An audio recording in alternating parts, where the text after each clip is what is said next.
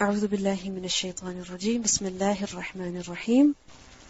Lesson number 209, Surah Ar-Rum, ayah number 20 to 32.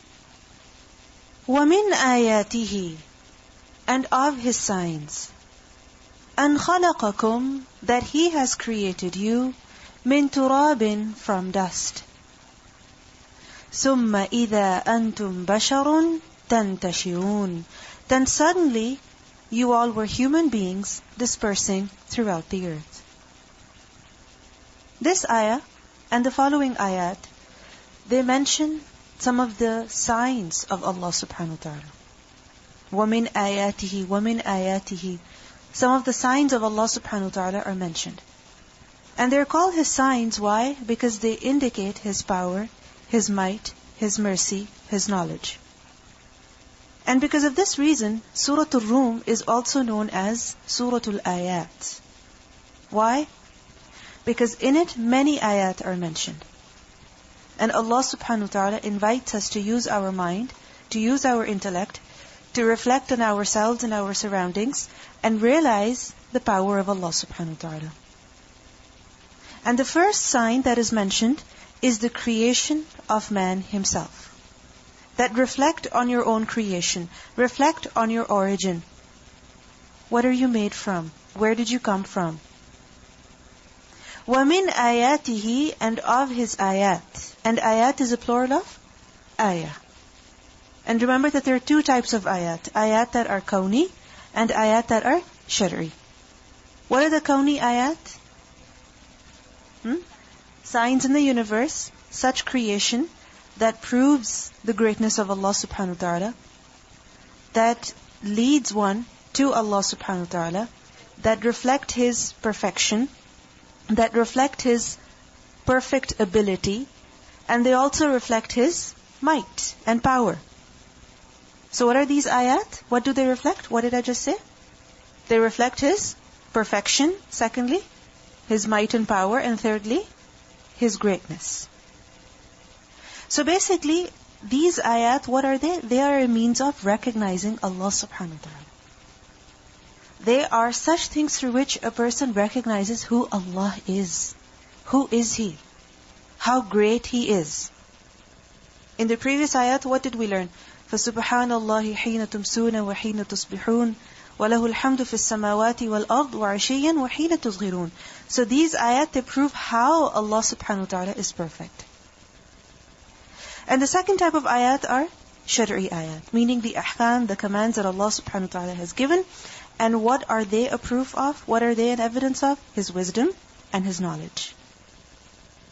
So وَمِنْ آيَاتِهِ, of His signs, أَنْ خَلَقَكُمْ, that He created you, meaning you, O human beings. He created your origin from what? مِنْ تُرَابٍ, from dust. Meaning Adam, alayhi salam, your father, your origin, where was he made from? What was he made from? From dust. And remember that turab is used for dry soil, dry earth. So dust. Summa, then, and what does summa mean?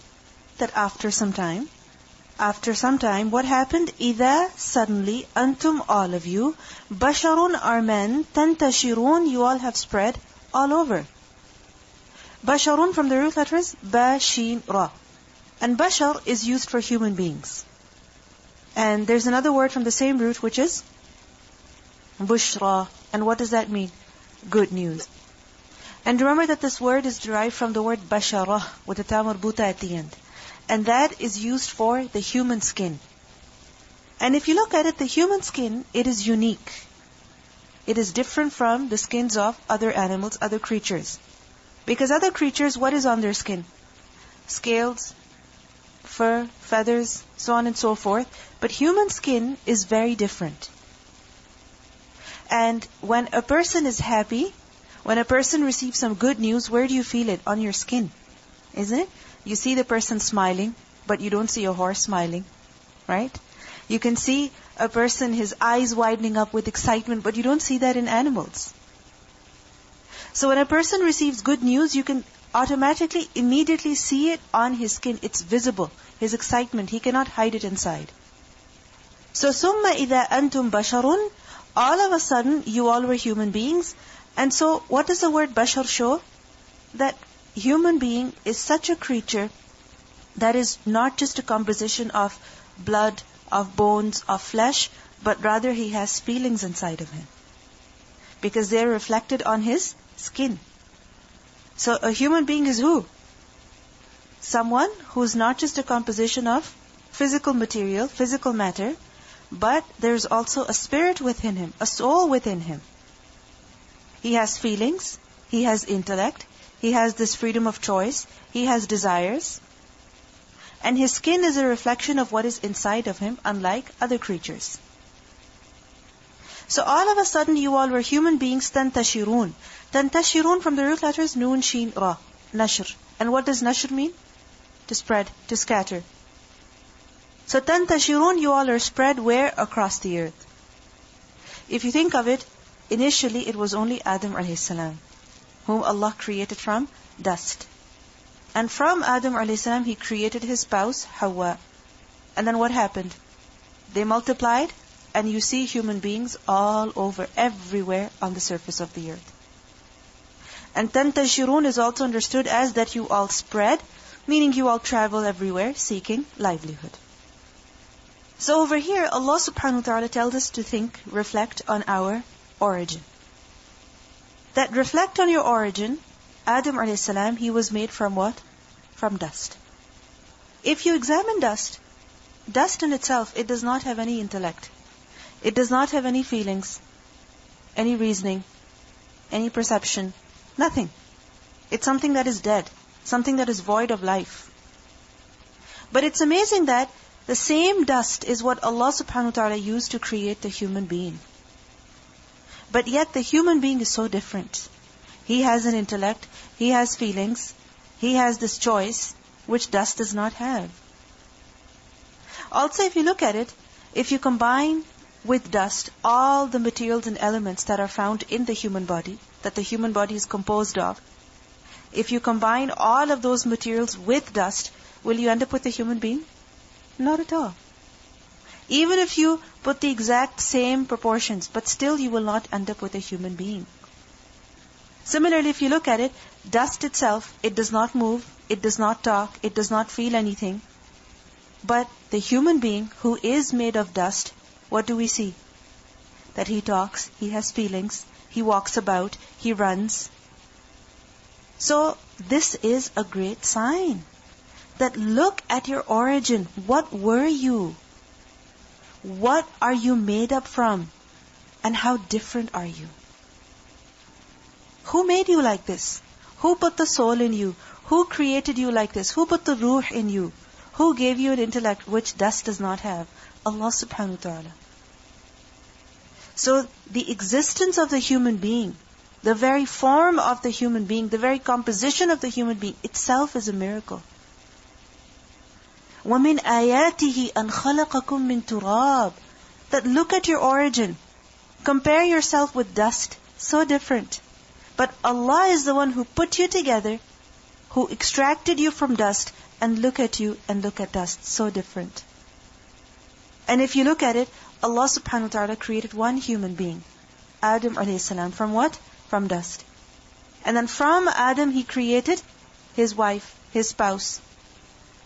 And there were only two at the beginning. And what happened? From them, so many people have come about on this earth. That no matter what place you go to on the surface of the earth, what will you find? Human beings. You will find human population. Wherever you go.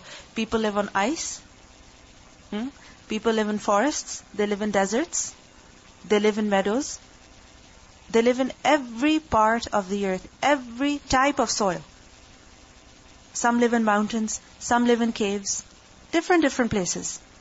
You will see human beings everywhere. Tantashirun.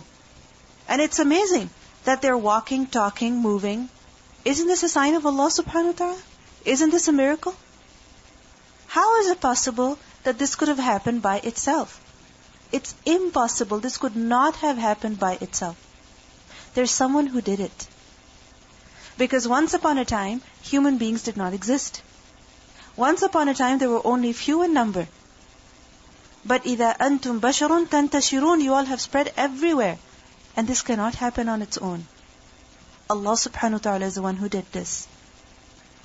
In Surah An-Nisa, ayah number 1, we learn, يَا أَيُّهَا النَّاسُ اتَّقُوا رَبَّكُمُ الَّذِي خَلَقَكُم مِّن نَّفْسٍ وَاحِدَةٍ وَخَلَقَ مِنْهَا زَوْجَهَا وَبَثَّ مِنْهُمَا رِجَالًا كَثِيرًا وَنِسَاءً.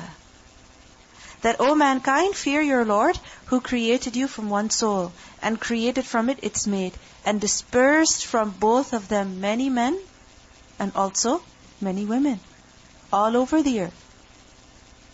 So all of this did not happen on its own, rather who made it happen? Allah subhanahu wa ta'ala. So if a person reflects on the origin of human beings, the types of human beings, the population of human beings, the composition of the human body, what will he realize? The greatness of Allah subhanahu wa ta'ala. It will draw him closer to Allah. It will give him a better understanding of the might of Allah, of the power of Allah. And it's not just that Allah subhanahu wa ta'ala has created the human being and left him. No. Allah created him and He also fulfilled all of his needs. His needs such as that of spouses, of company. His needs such as that of being able to communicate with one another, being able to recognize people, being able to rest at night, stay up during the day, work. All of these are what? Human needs. And Allah subhanahu wa ta'ala has also fulfilled these needs, as we will see in the following ayat. وَمِنْ آيَاتِهِ, and of His signs, أَنْ خَلَقَ لَكُمْ, that He created for you, meaning He created for your sake, for your benefit, in order to fulfill your need. What did He create for you? مِنْ أَنفُسِكُمْ, from yourselves, أَزْوَاجًا, spouses. That He created from yourselves spouses. What does it mean by this? مِنْ أَنفُسِكُمْ. That your spouses, your mates, are of your kind. They're not of another species, another type of creation. It's not that if a human being wishes to reproduce, then he has to go to another creation. No. Min anfusikum, from yourselves. And also if you look at it, the wife of Adam a.s., she was created from who? From Adam a.s. It wasn't that Allah created Adam separately and He created Hawa separately. No. Allah created Adam and from him He made his wife. Why? So that there is this element of attachment, of closeness, of bonding. That we are of one another. But unfortunately, what do people think? That men and women, what are they? Rivals. What are they? They're not ones who complement one another, but they are as though enemies to one another, which is why there's always a sense of competition. There's always a sense of, we are better. We are not inferior. This is a result of arrogance. If you look at it, this is a huge blessing of Allah, that خَلَقَ لَكُم مِّنْ أَنفُسِكُمْ أَزْوَاجًا. And this is the reason why there is love, there is bonding, there is attachment between the man and wife. أَنْ خَلَقَ لَكُم مِّنْ أَنفُسِكُمْ أَزْوَاجًا. And azwaj is a plural of zawj. And as you know, the word zawj applies to both husband and wife. Over here, however, it refers to wives in particular. لِتَسْكُنُوا إِلَيْهَا, so that you all find tranquility in her. لِتَسْكُنُوا, taskunu from the root letters, sin, kaf, noon. And what does sukoon mean? To become calm, to become still, to find peace, to find tranquility. And litaskunu, lam over here is of ta'leel, of illah, of cause, meaning why did He create your spouse from yourselves? Why is it that Allah created Hawa from Adam? And why is it that Allah has created the mates of human beings from their own kind? So that you all can find rest and comfort in her. And sakana ila is to take rest, to get pleasure from something. Because if human beings had to mate with another creation, there would be no attraction. It would not be a means of sukoon. Not at all. So the fact that the spouses are from the same species, they're human beings, this is a means of inclination to one another. This is a means of attraction for one another, loving one another. It's a cause of love. Because differences, what are they? They're a cause of aversion.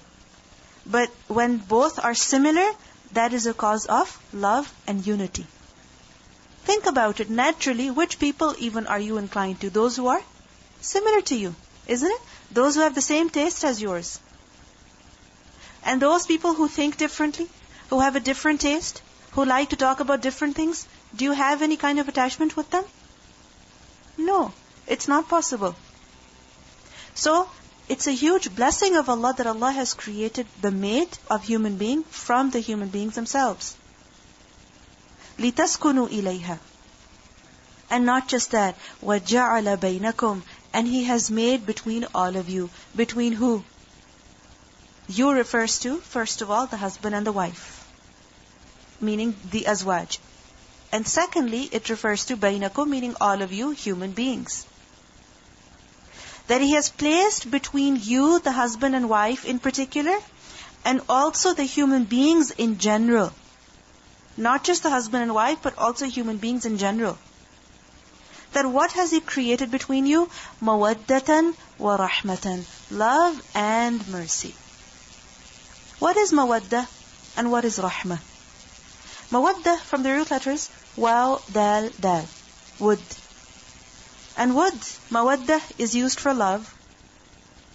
But primarily, this word means to wish good for someone. To want good for someone. To want khair for someone. This is what mawaddah is. And it's more than mahabbah. What is mahabbah? Sometimes it is just selfish love. Like for instance, sometimes people see a baby and they love that baby, so what do? They don't care if the baby is sleeping, the baby is nursing, the baby is resting, what do? They just go and pick the baby up and they cuddle with him and they pull the cheeks and they kiss him and the baby is crying and the baby wishes to rest, the baby wishes to sleep. This kind of love is what? Selfish love. That you're not concerned about the child. What are you concerned about? Yourself. This is not love. Remember that. Because sometimes, relatives and also sometimes parents and sometimes the friends of the parents, what do? They have no regard for the baby. They have no regard for the child. All that they're concerned about is themselves. They want to enjoy. They want to hold the baby. They want to pull the cheeks of the baby. They want to change the diaper, whether the diaper needs to be changed or not.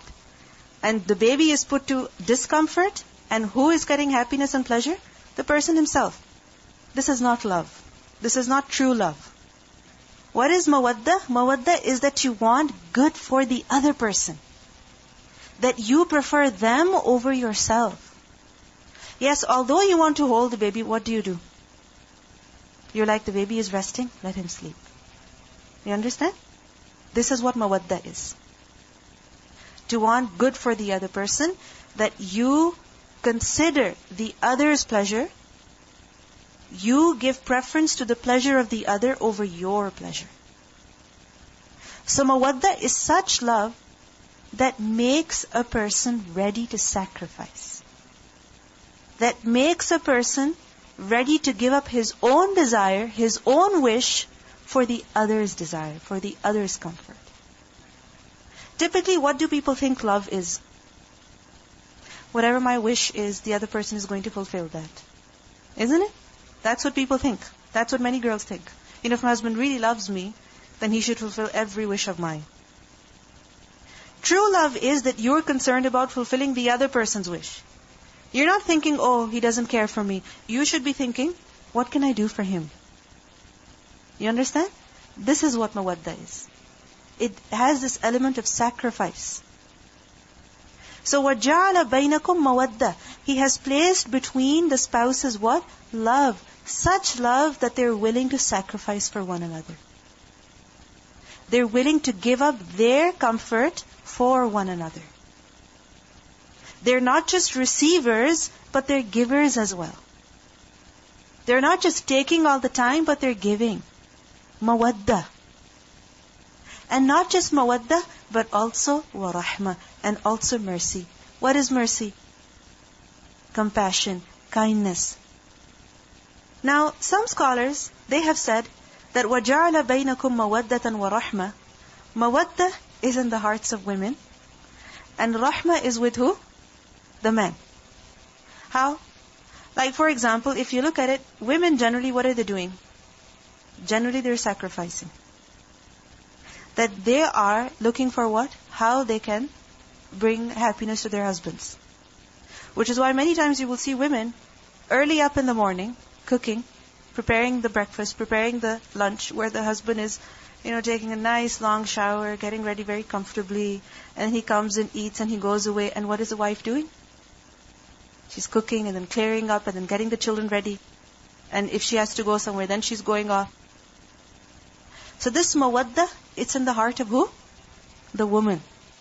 And rahmah, this mercy, is in the heart of who? The husband. How?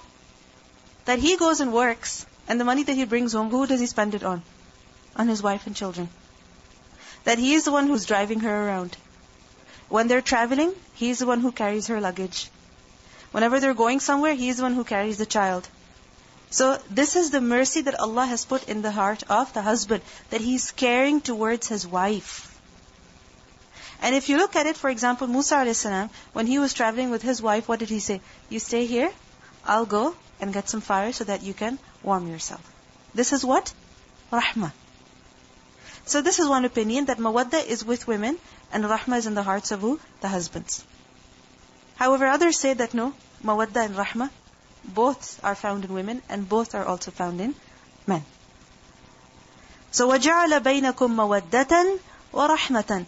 And if it wasn't for this, then the man and wife, the husband and wife, would never be able to forgive one another. They would never be able to overlook each other's faults. So this is a huge blessing of Allah subhanahu wa ta'ala, that وَجَعَلَ بَيْنَكُمْ مَوَدَّةً وَرَحْمَةً. And this mawaddah and rahmah is not just within the husband and wife, but if you look at it, وَجَعَلَ بَيْنَكُمْ, who does بَيْنَكُمْ refer to? The second meaning? Between people in general. That this love and mercy is not just found in a husband and wife, but sometimes you find this within parents and children. Sometimes you find this within siblings. Sometimes you find this within friends, relatives, distant relatives, co-workers. So this feeling of love and mercy, who has put it in the hearts of people? Allah subhanahu wa ta'ala. And this is what differentiates people from the rest of the creation. This is what makes human beings human. You understand that? That when they care for one another. For example, if you see a herd of cows in a field, do they have any mawaddah and rahmah for one another? No, they don't.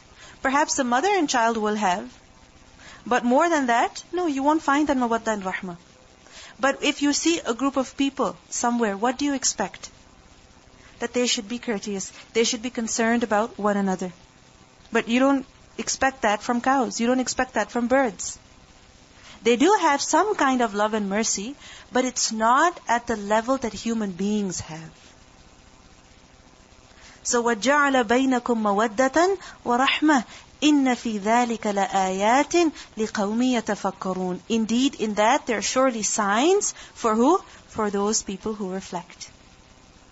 So a person needs to reflect in order to learn about the various signs in this creation of Allah subhanahu wa ta'ala. So if you see in this ayah, what is primarily being mentioned? That the human being, he's not just a combination of clay, but what is he? He's not just, a blob of clay, but what is he? He has feelings. He has emotions. And for the satisfaction of those feelings and emotions, what has Allah subhanahu wa ta'ala done? He has provided him with a partner. A partner in life. And not just a partner, with which he reproduces, but rather a partner in which he finds sukoon. So what does it show to us over here? That what is the objective of marriage? What is the purpose of marriage? What is the purpose of man and woman coming together in a relationship of marriage? What's the main objective? لِتَسْكُنُوا إِلَيْهَا سُكُون.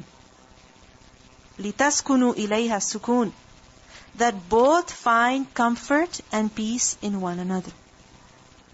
And both have love and mercy towards one another. Because if a man and woman are just coexisting, and there's no relationship between the two, there's no understanding between the two, and both do not find comfort in one another, rather it's only a means of tension, it's only a means of worry, it's only a means of fear, then this kind of a relationship is not fulfilling the purpose of marriage. What is the objective of marriage? لِتَسْكُنُوا إِلَيْهَا. Sukoon is one of the main objectives. And this does not happen unless and until both the man and wife are compatible. You understand? Both have to be compatible. When there is compatibility, then what's going to happen? It's going to lead to sukoon. It's going to lead to mawadda and rahmah. This is why we see that the wife of Sabit bin Qais, what happened to her? The Prophet ﷺ told her that she should return the garden that her husband had given to her at the time of marriage, and he told Sabit to divorce her. Why? Because she complained to the Prophet ﷺ that there is nothing wrong with Sabit in terms of his religion. When it comes to his religion, he's very good. But there's just no relationship between the two of us. There's no understanding between the two of us. So it's not that the man is evil or the woman is evil. No. It's not that they're very wicked in terms of their religion. But if the relationship is not a means of sukoon for both, then such a relationship is not going to last for very long. And such a relationship does not fulfill the objective of marriage. Now it doesn't mean that, a person has to love their husband or love their wife. Because, you see, this level of love, it increases and decreases. Isn't it so? It increases and decreases over time. Now, just because you don't have a lot of feelings at a given time, doesn't mean that there's no sukoon in this marriage, so therefore put an end to this marriage. No, this is not what the meaning is. This level keeps increasing and decreasing. However, there must be some kind of understanding between the two, some kind of bonding between the two, some kind of mawadda and rahmah, and both should be a means of sukoon for one another. You understand? Because sometimes people say, how can you get married to someone you don't even know? Isn't it? That's what they say. How can you get married to them? You don't even know them. You've never, been with them. You've never gone out with them. So how can you just get married to them all of a sudden? I remember once a scholar said that when a husband and wife, when they get married, people give them many gifts. But the gift that Allah subhanahu wa ta'ala gives them is mawadda and rahmah. Right? That two people, they have no idea about one another, who they are. Very little. But when they get married, what happens? There's mawadda, there's rahmah. So, it's not necessary that you have to know one another from before, or the relationship has to be an extremely loving one. But one of the main objectives is that there should be some love, some mercy, some affection, some sukoon between the husband and wife. And one more thing that we must remember over here is that وَمِنْ آيَاتِهِ أَنْ خَلَقَ لَكُم مِّنْ أَنفُسِكُمْ أَزْوَاجًا لِتَسْكُنُوا إِلَيْهَا. That the wife should be a source of sukoon for who? For her husband. Yes, the husband should also be a source of sukoon for the wife, but the wife should also be a source of sukoon for who? For her husband. And when does that happen? When she gives the haqq of her husband. When she gives him his right. That when he comes, she doesn't greet him with an angry face. She doesn't greet him with a list of complaints. She doesn't greet him with anger and frustration and a list of chores to do. But rather, when he sees her, he ends up with a smile on his face. Why? Because she is a source of sukoon for him. And when a husband and wife have this relationship, only then it can last for a long time. Only then it can be a source of sukoon for one another. Many times we have a lot of expectations. My husband is not like this. My husband should be like this. But think about your obligations as well. Think about it yourself. How much sukoon do you bring to your husband? How much love do you show to him? How much mercy do you have for him? Because if we become givers, then only can we become receivers. It's a give and take relationship. Both have to sacrifice, both have to put in effort, both have to strive. You cannot just be expecting that you should be receiving all the time.